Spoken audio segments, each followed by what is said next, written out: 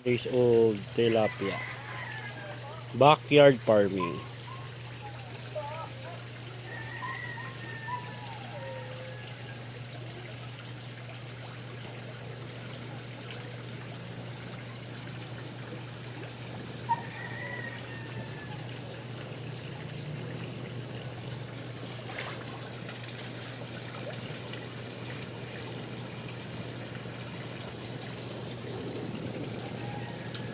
Dami niyan. Tapos, meron pa tayo niyan. Oh, diba? Oh, ay ang buhay sa bukid.